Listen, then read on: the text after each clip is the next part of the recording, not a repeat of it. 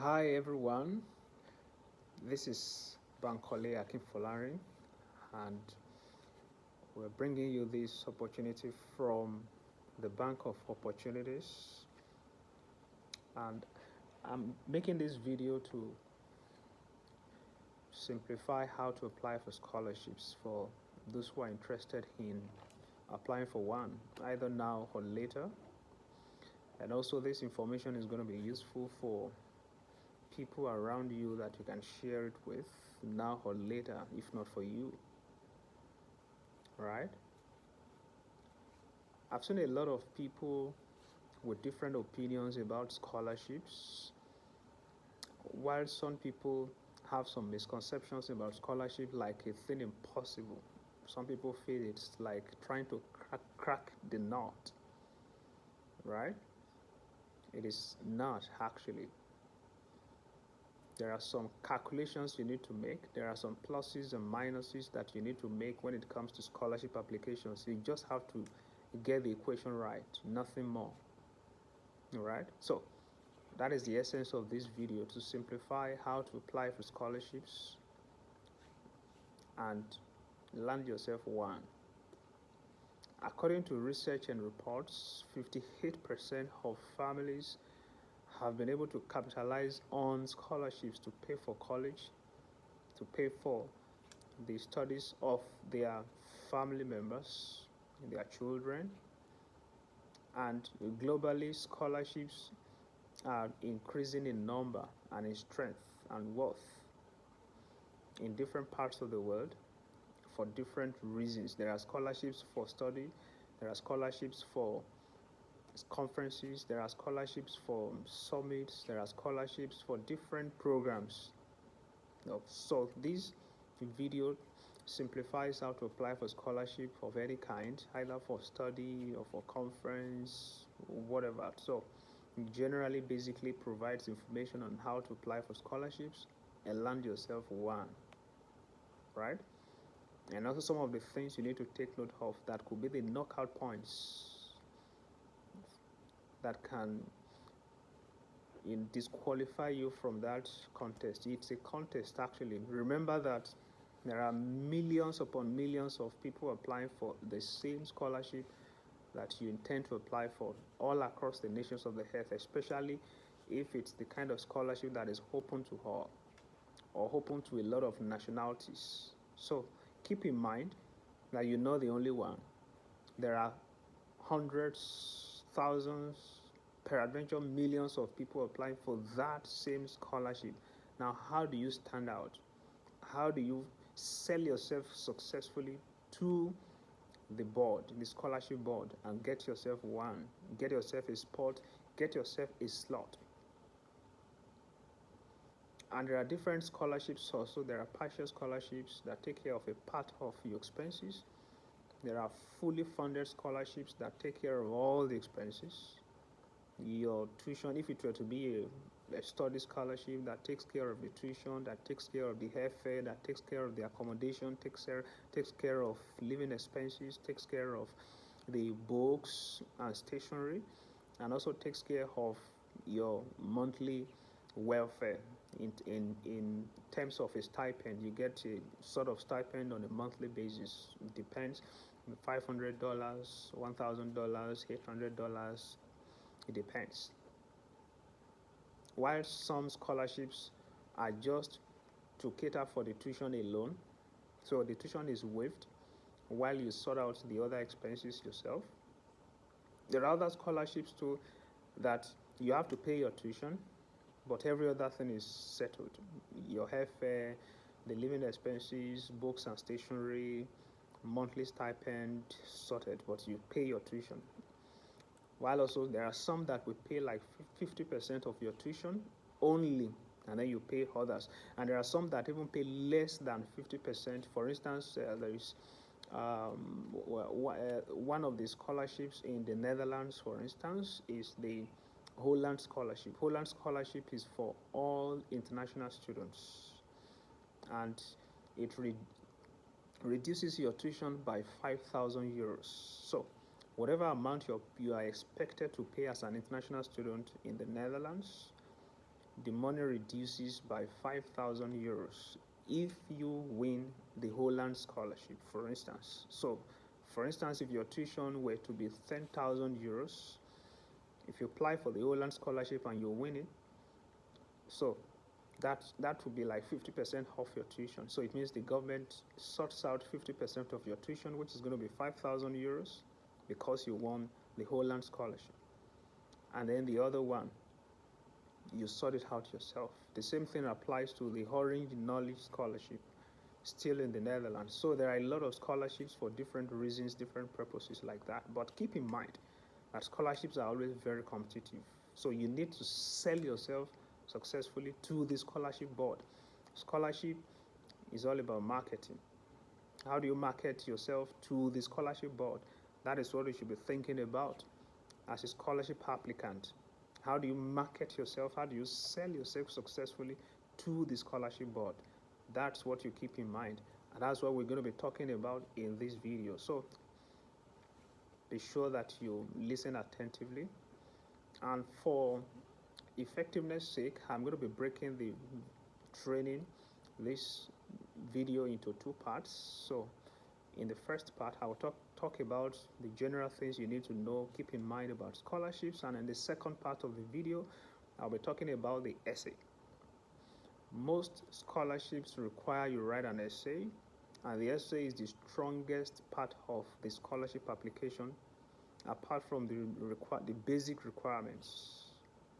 So keep in mind that as any scholarship you're applying for that requires you to write an essay, do not just make the essay a workover. Take it seriously because it matters a lot. Except the scholarship does not require you to write an essay. There are few scholarships like that that would not require you to write an essay. So if the scholarship you're applying for does not need you to submit an essay, good. So you just focus on profiling yourself for the application. But if the scholarship requires you write an essay, keep in mind that's the strongest thing you take advantage of. Express yourself, sell yourself, market yourself as much as you can to the scholarship board. So that will be sorted in the second video. So this part, first, I'll be talking about some of the basic tips, things you need to know about scholarships. So I've titled it Things, Fix, and Tips. I call it T's. There are three T's: things, and tips. I'll take that again. Things you need to think about. Things, and then tips. T's, three T's. Those are the things you need to take note of. And the first thing to keep in mind when you're applying for scholarship is start early and research thoroughly. Start your scholarship application early and research thoroughly. Scholarship application requires planning and making thorough research. Which scholarships are available for you? Which scholarships are applicable to you as a person, that accommodates everything that you already have, not the things that you don't have, that things you already have, because you won't have the luxury of time to qualify yourself for a particular scholarship. Most scholarships will just be things that will require things that you already have. So which scholarships meet what you already need? Meet what you already have, rather. What are those things you have that the scholarship board already, what kind of scholarships are available that the requirements are something you already have? You don't have to be trying to work out something and qualify yourself for some of these scholarships. So that's why you need to make research very well. Make research thoroughly and start as early as possible. You don't want to be rushing, especially if the scholarship requires you write an essay. You don't want to be rushing your essay and then a lot of mistakes, errors, and then you're blaming yourself. You are not settled. You submit in a hurry and all that. You just lose that chance. The truth is, there are billions and billions of dollars available out there in scholarship worth, waiting for someone like you to claim, waiting for someone like you to take advantage of. And it's because there are some people that are pulling resources together to finance education globally, because education is key. Education is key. If the minds of people are educated, creativity will increase, productivity will increase, and then growth will become inevitable. And that's why some of these people, organizations, bodies at different levels pull resources together, make funds available to sponsor bright minds that finance will not stop them from building their minds. Finance will not stop them from having access to quality education. Keep in mind, nobody wants to sponsor someone who is unserious. Nobody wants to spend money on someone who is not ready to take advantage of what is available. No one wants to do that. In summary, it means no scholarship board member wants to approve a scholarship application of a student or a scholarship applicant who looks to be unserious or irresponsible in code, because they want to consider whatever scholarship application that has been approved is an investment. So no one wants to invest in something that will not yield. And sincerely, human beings definitely is the best investment you can ever make. The best thing you can ever invest in is human beings. And that's what we call human capacity development. Scholarships fall under that category also. So keep in mind that scholarship board members are particular about that.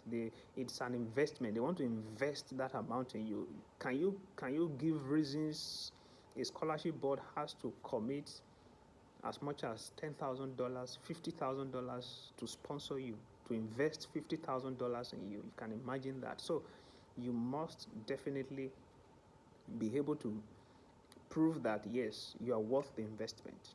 And that's why scholarships are always very competitive. So take very serious take very serious cognizance of that. So apply early and research thoroughly.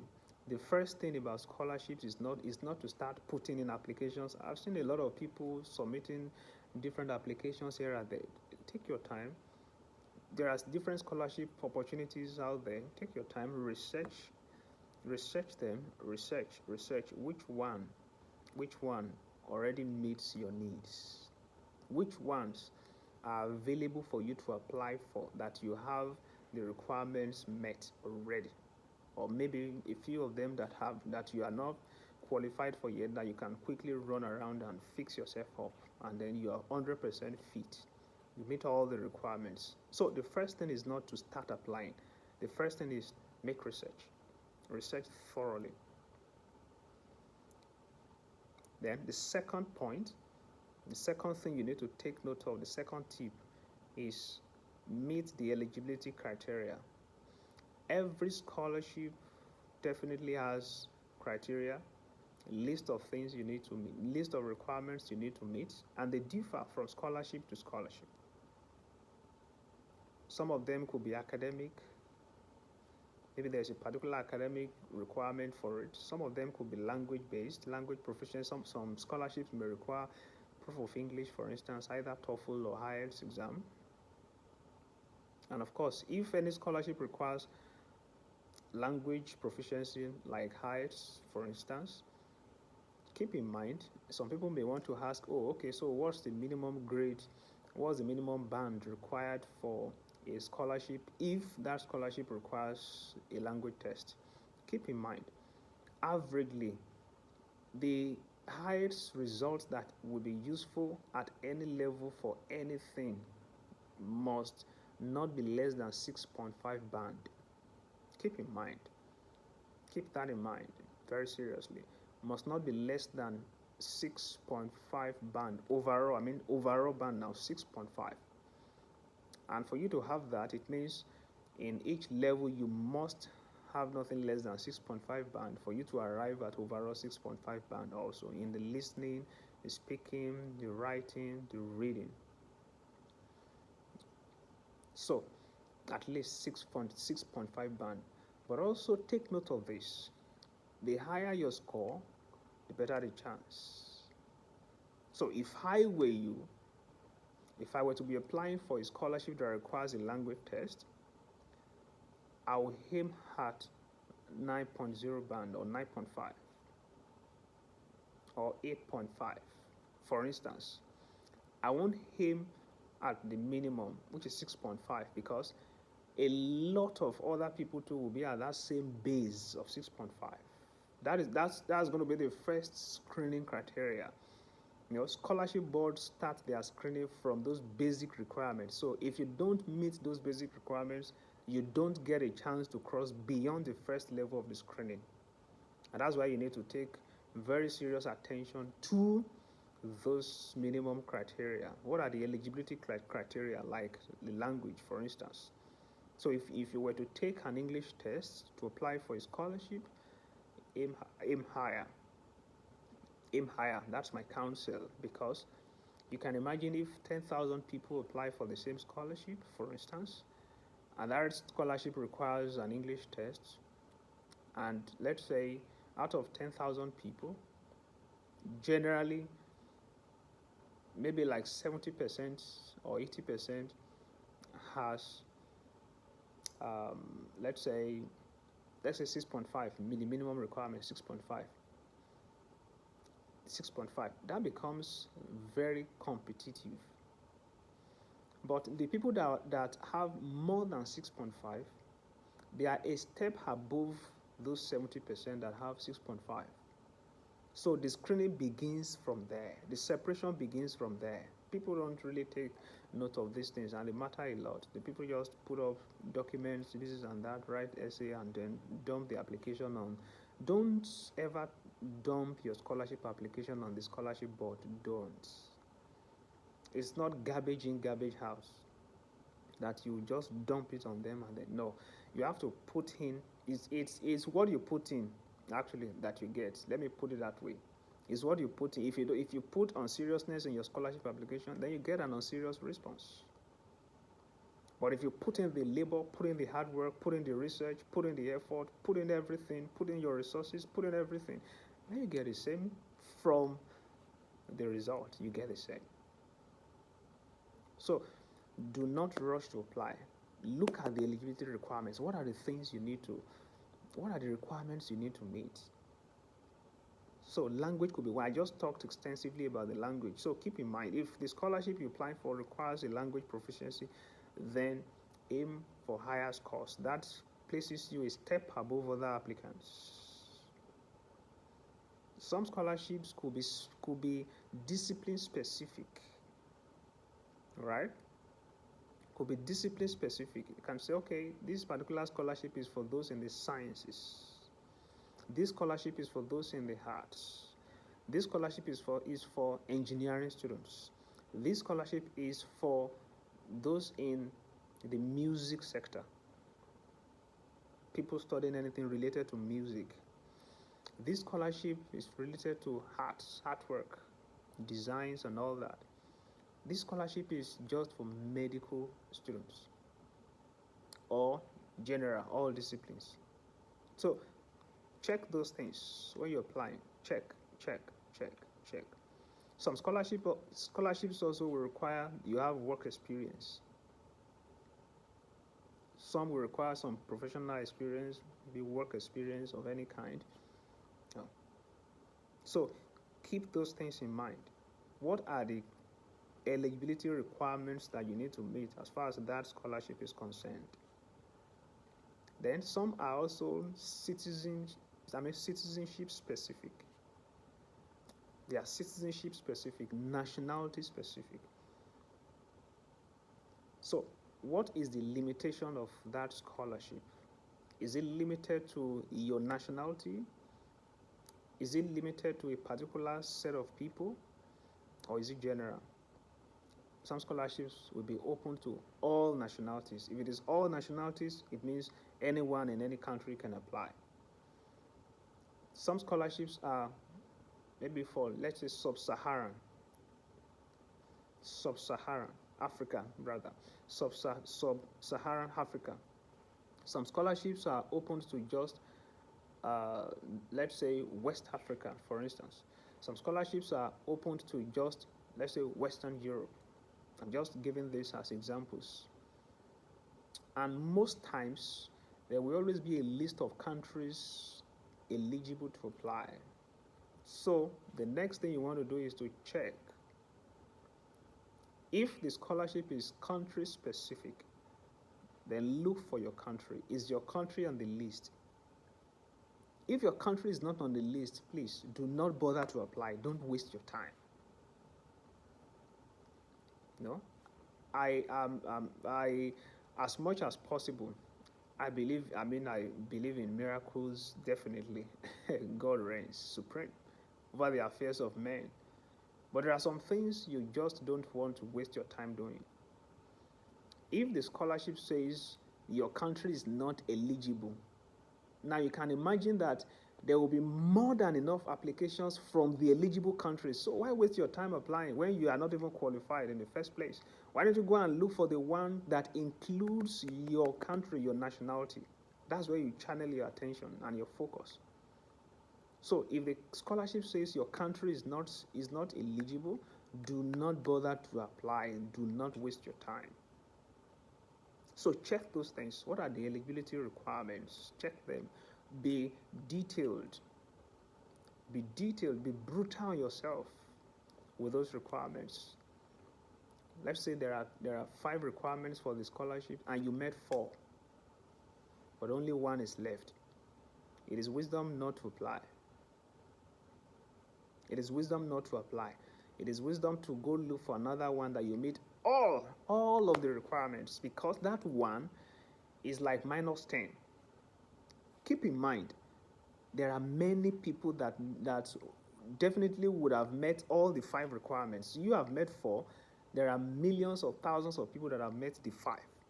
Yet it's still competitive amongst them. So why don't you look for the one that you are absolutely qualified for? You meet all the requirements. Then it's better that way, because there are many of them. You just need to research. If I would say this will help you. There is nobody on earth that your situation is out of the scope of any kind of scholarship. Sincerely, as long as you can put in the hard work and make research. And that's one of the things that Bank of Opportunities does also, as an organization, as a community service-based organization. That's one of the things we do.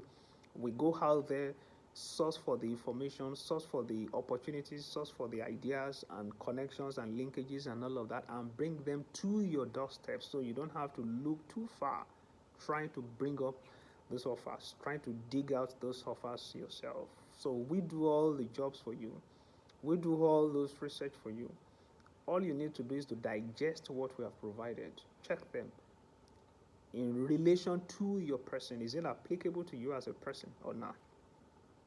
That's not something we can't do that for you. The best we can do is to get you the information. The best you can do for yourself is to process the information. So take note of that. Very significant eligibility requirements.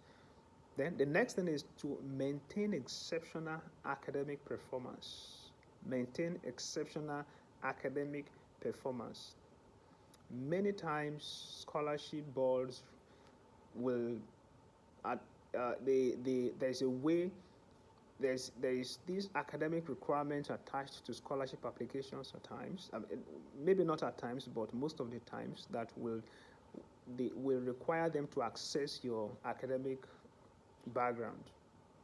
So those kind of scholarships, it means they are very much specific about your performance academically. So those are the scholarships that will be requesting for your degree certificates. They request for your transcript, because your transcript is a detailed record of your academic performance beyond your certificate. Your certificate is just it's just a testament to the completion of that program, but your academic transcript is a record of your performance. where they see the grade you had in this course, the grade you had in that course.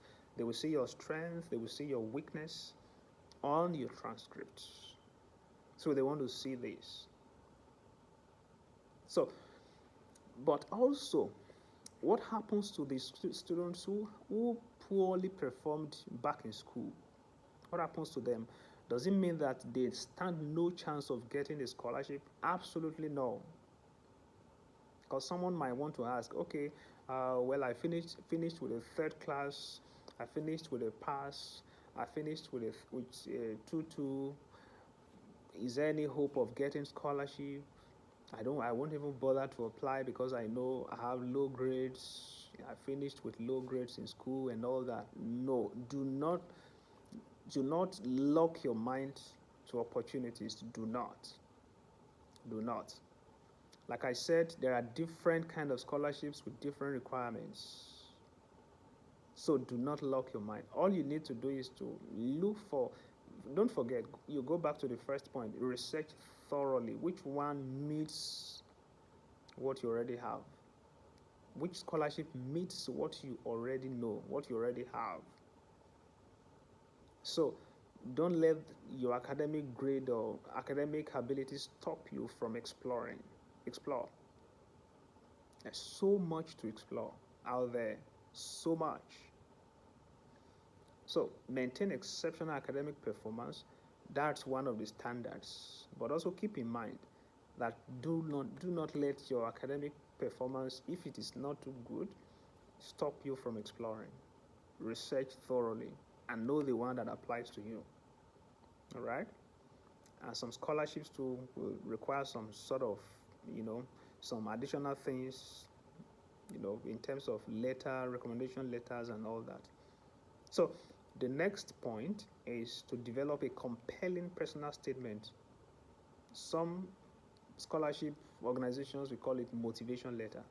So whichever one, either personal statement or motivation letter, is still the same thing. That's very significant. Any scholarship that requires that you write or submit a personal statement or motivation letter, please take note. That is, in fact, the assessment of that letter carries like 70%, of the weight of your application. So do not just casually write a personal statement without being thorough with what you have written. That's an opportunity to sell yourself, market yourself to the scholarship board. So do not forget, it is not something you just glide over. It's something you take full and serious cognizance of, right? And when you're writing your personal statement or motivation letter, please do not be vague. Do not be vague. Remember, these are people that are already experienced. They have seen a lot of things. They have read a lot of motivation letters. They've read a lot of personal statements. They know what they are looking for. They know what is real and what is not real. They know the candidate who is real and they know the candidate who is not real by reading the letter. So be real, just free. Be free to write your letter and be real with yourself. Be real, be authentic, and do not use generic statements. Do not use generic statements. Oh, I'll be very happy if I can get this scholarship because it will help me to advance my career in life. That's a generic statement. What career are you talking about? Be specific. Be specific. So do not use generic statements. Generic statements are ambiguous. In fact, if only you could have access to the essay at the back end when they are accessing it, where you have said this scholarship will help me to advance my career goals, you'll see a big question mark. What does it mean? What are your career goals? You have not said anything. If only you could see the back end when they're accessing, and then you see a big question mark there. That's a minus. So do not use generic statements. Be specific as much as possible. Break your points to the smallest units. Break them to the smallest units. Explain and expatiate as much as possible. Right? Be sure to be authentic. when you're writing. Be authentic, be original. Highlight your achievements, demonstrate your ability, demonstrate you how you winning the scholarship will contribute to your personal and professional growth. That's what they want to see. They want to see that this investment we are making in you will make you a profit to the society after, not a liability. All right? So they want to see your plans. They want to see how you think. This scholarship will make you a profit and not a liability to the society.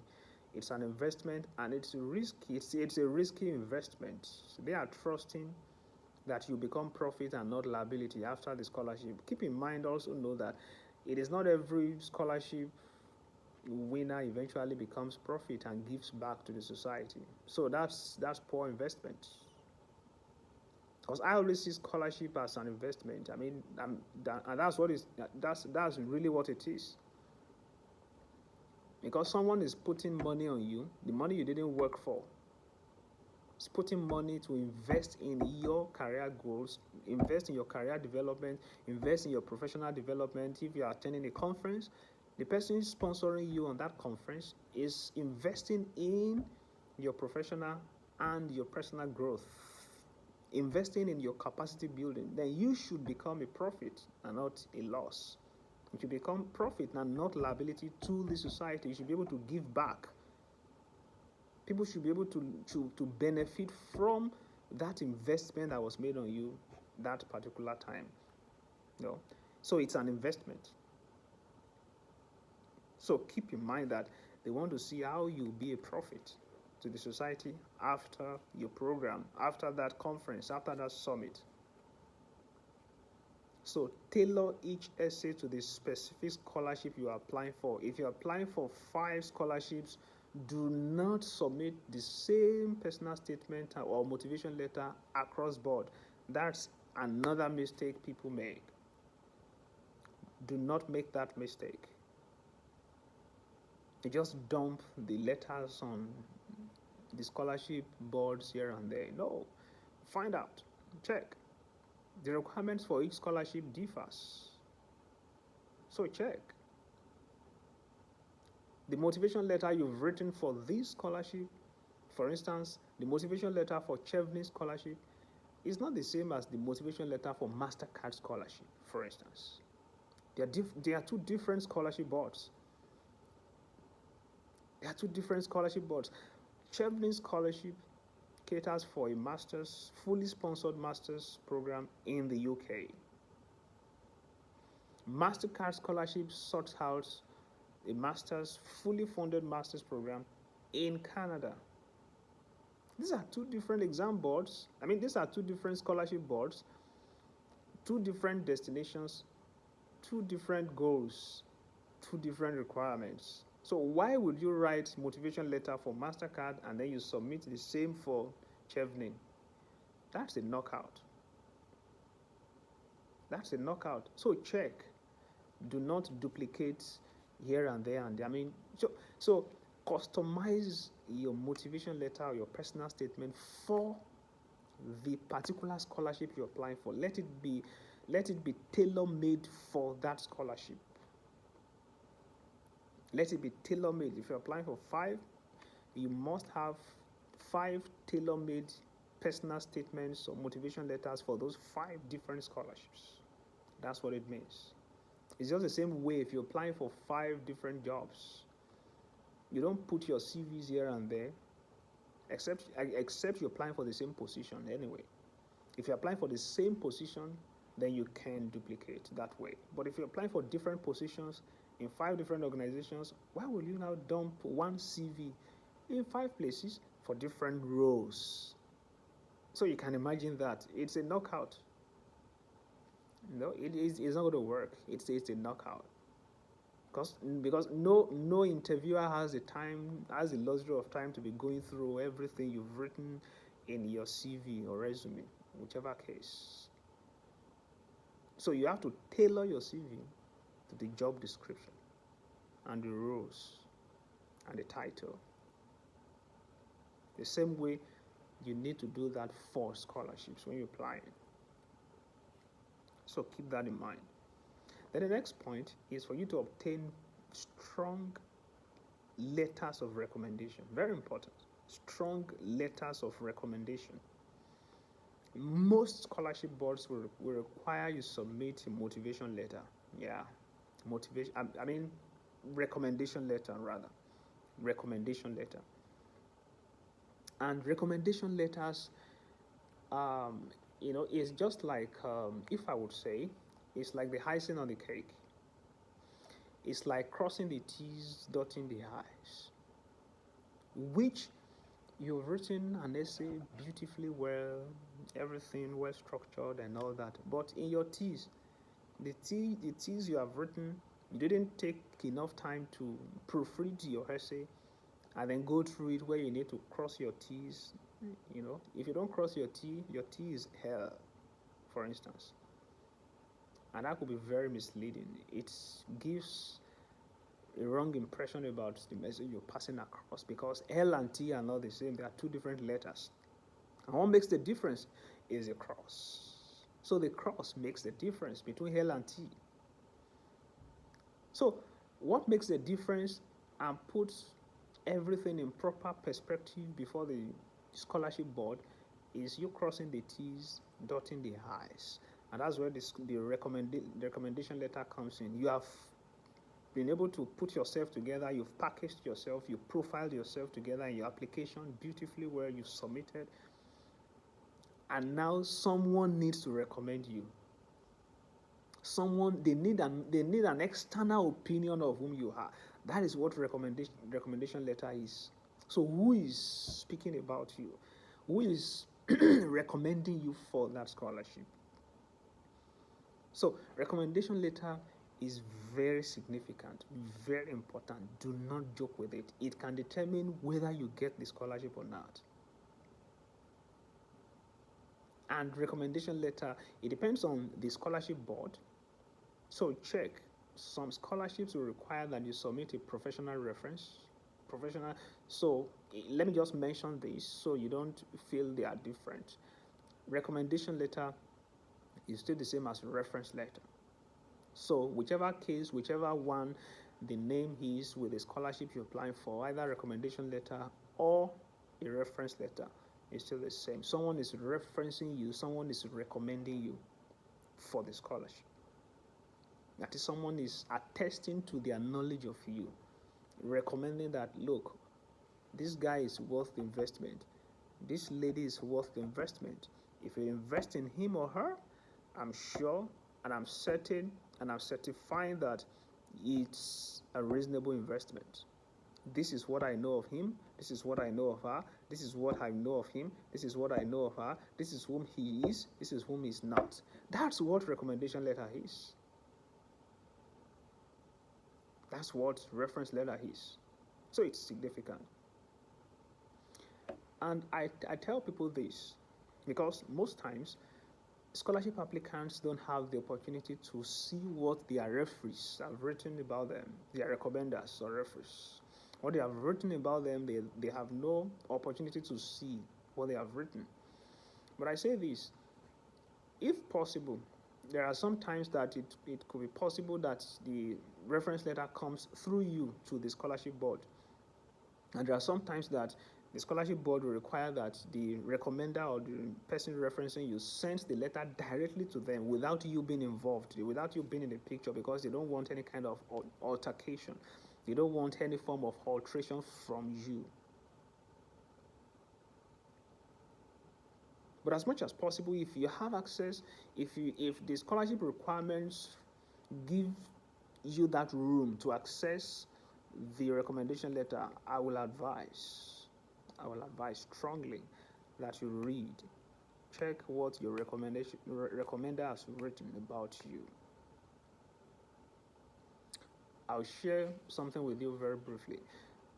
I heard a story of someone who's been applying for scholarships, 2 years, 3 years, 4 years, been applying over and over and over again and over and over again and over and over again, over and over again. Was it scholarship? I think it's a job. Yeah, I think it's a job offer, not scholarship now, because some job offers too will require that you submit a recommendation letter. Someone must be recommending you or something. So it's still the same thing. So it's been applying and applying and applying and all that. And then it was later discovered that she was qualified for that job, for that offer.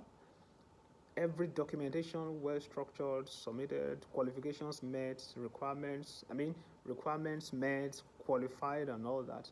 But what has been disqualifying her singularly all the years was that she trusted the recommender enough to keep recommending her for those offers, and the recommender kept on writing negative reports about her.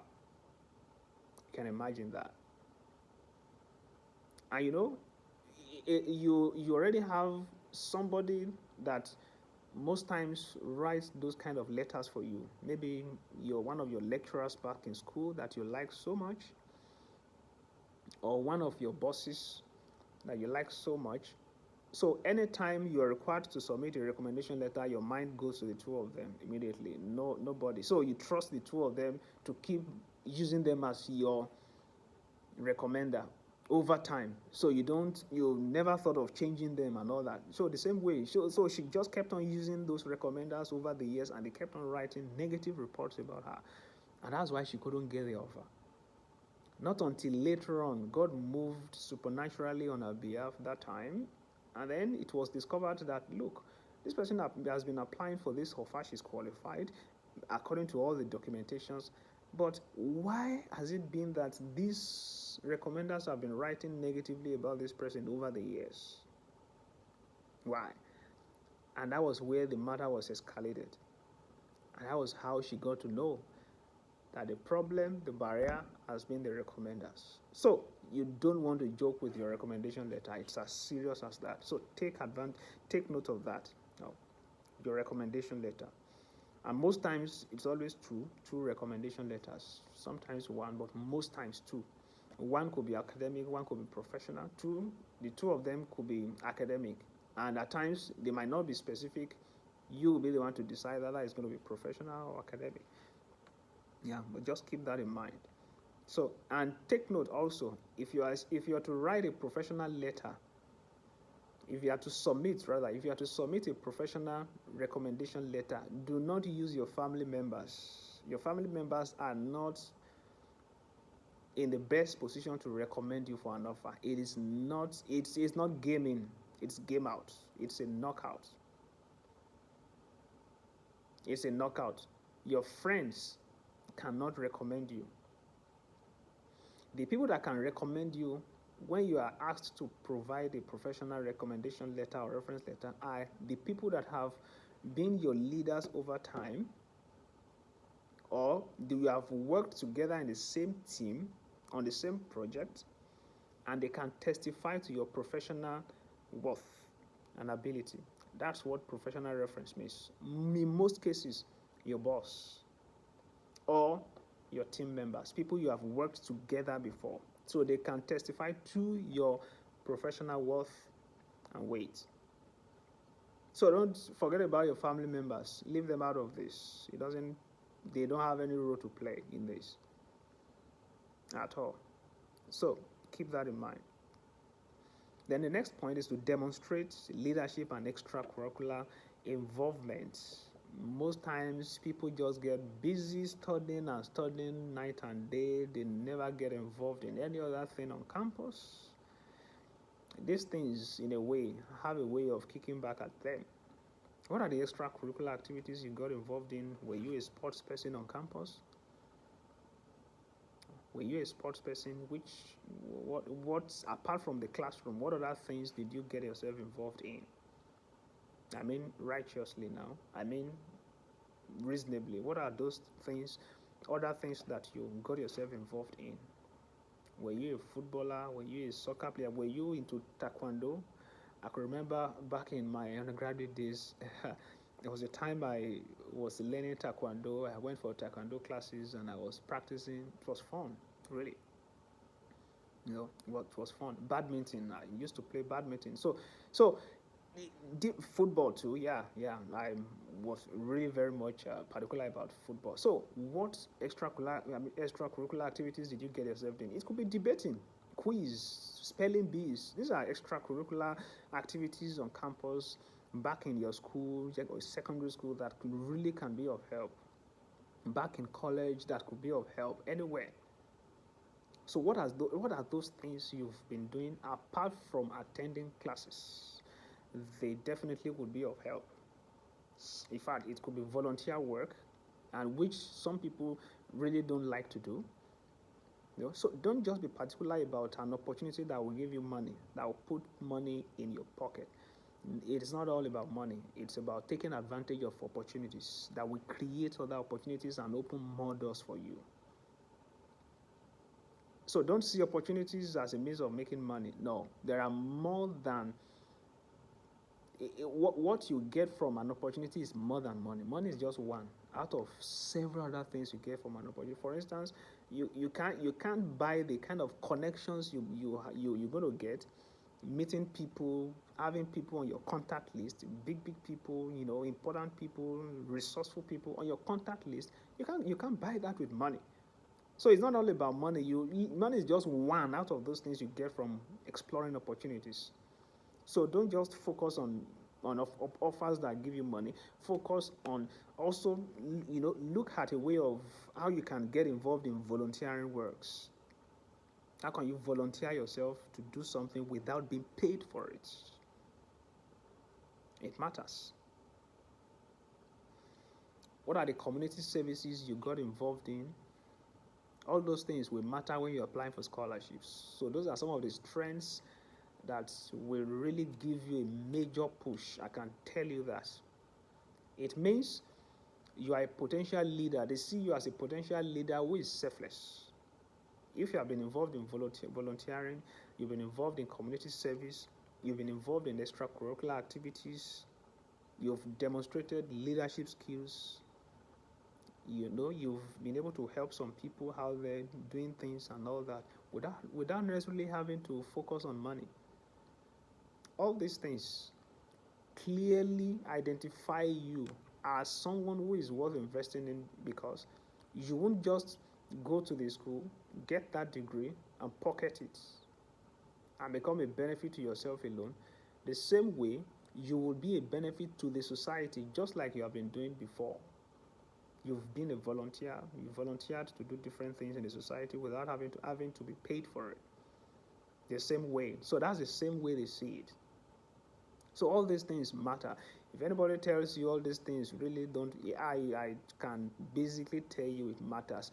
It shows that you have leadership thinking. Leaders sacrifice. What have you sacrificed without having to be paid for it? That's the thinking of a leader. A leader is someone who sacrifices. So what are the sacrifices you're making? So when you're writing that letter, when you're submitting that application, be sure to include those things. Those things identify you as a potential leader worth investing in. Very, very, very vital, very significant. Please take note of that. If you have not been involved in volunteering work before, it's not too late. Look for somewhere you can volunteer without having to be paid for it. Maybe in an NGO, in an organization, in the community, anywhere. Just look for volunteering works. Things you can do, volunteer yourself to do without having to be paid for it. Volunteer yourself. Community service, get involved. Leadership trainings, capacity buildings, and all that. Get yourself involved. Our platform is one of such that we help build people's capacity.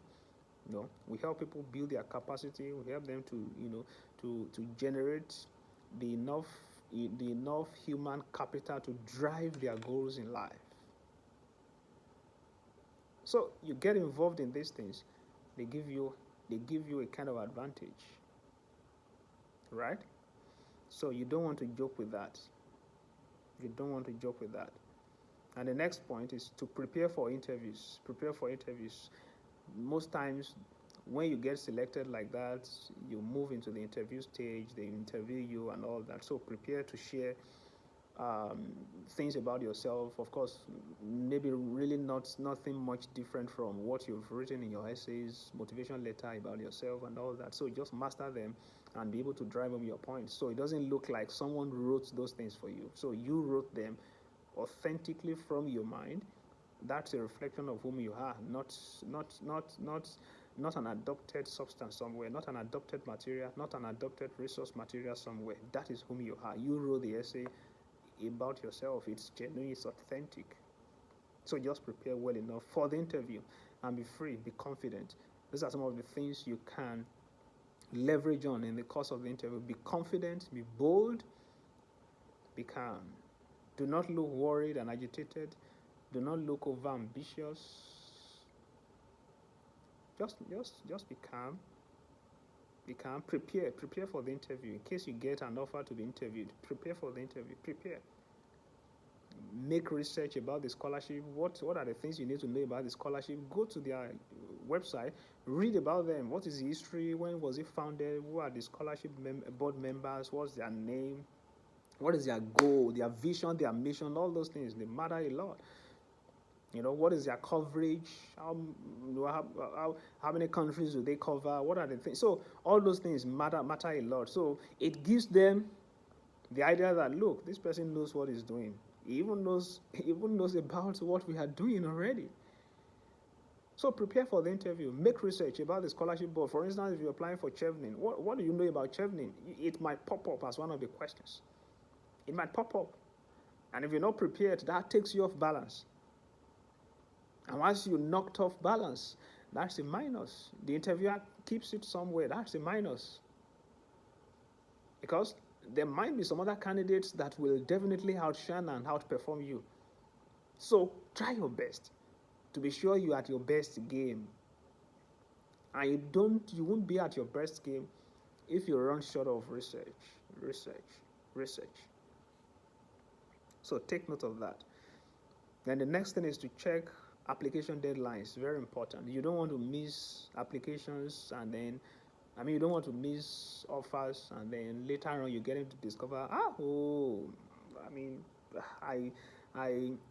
really have all these things. I meet all these requirements, but the only but is that it is closed. So you don't want to be regretting that, I wish I had known earlier, I would have applied for this scholarship somewhere. I wish I had known I would have applied for this conference. I would have applied for this summit. If I had known earlier. So you wouldn't want to be having that as your testimony, had I known. So to avoid had I known, take note of the deadlines, the closing date of those offers, right? Then the next point is to seek feedback and edit your application.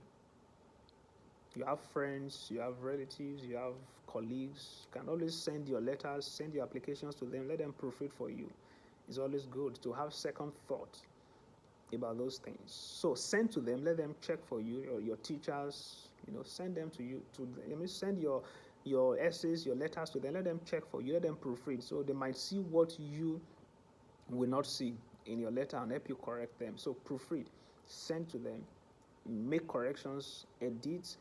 Very important, because the grammatical correctness of your essay too makes a lot of difference. If you're applying for, especially if you're applying for a study scholarship, so you must prove the worth of your studentship in those essays. You must be able to prove it that, yes, I'm a student indeed. A student you can't afford to write in a way if you're a student. If it's to be someone who is not a student, who is just a professional working and all that, maybe someone who left school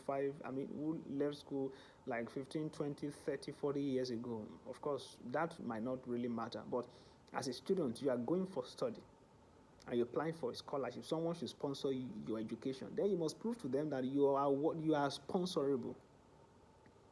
You don't want to write a letter that is filled with bombs, grammatical bombs. You don't want to do that. That's a knockout. Instead of your essay, your letter, your document, your application to be something they review, it's something they are reverting. And what do I mean by that? It's something it becomes laughing stock. It's something that they now create a kind of amusement. They create a kind of, a kind of a kind of entertainment. They are getting entertained by your essay, by your documents, your applications. So you don't want to do that. You want them to take you seriously. So take them seriously. And that's what it means really. If you dump letters that were never proofread to them, if you dump it on them, what it also means is that you didn't take them seriously and they won't take your application serious. That's what it means. Because if you take them seriously, you would go extra mile, you would go extra length to proofread and be sure everything is correct, at least to the best of your ability. Even if there are going to be mistakes, there will be minor mistakes that, of course, we know the essay might not be 100% perfect, sure. But there are some things that are really not expected. I mean, you wouldn't want someone to be making mistake on some basic spellings, for instance, or some basic grammar, singular subject agreeing with a singular verb, plural subject agreeing with a plural verb. He sings, she sings, we sing, they sing. As simple as that. Spellings, as simple as that. Letterings, where you should use capital letter, small letters, proper nouns, common nouns, where you should start a word with a capital letter, you start it with a small letter, your punctuation marks and all that, your comma, your semicolon, your colon, your full stop, your exclamation if you need to, and all that. So take note of all those things, and then of course the grammatical correctness of the syntax, the structural arrangement of your words, very important. Okay? And also you don't want to use bogus words. You don't have to sit with your dictionary and begin to reproduce big words in your essay. No, you don't. Don't expect scholarship board members to visit their dictionary just because they need to understand what you're saying. Keep it simple. As simple as possible. Keep it simple. All right? Okay. So, finally, in winning scholarships, you must be sure that you are very sincere, you are very open, you are very much thorough in your research, and you are brutal with yourself in meeting those requirements. If you do not meet all the requirements, do not apply. Look for the one you already have the requirements met and put in your application for that. All right? So, I'll be putting a post there for this edition of this video, how to win a scholarship. All right? So, see you in the next video. Thank you.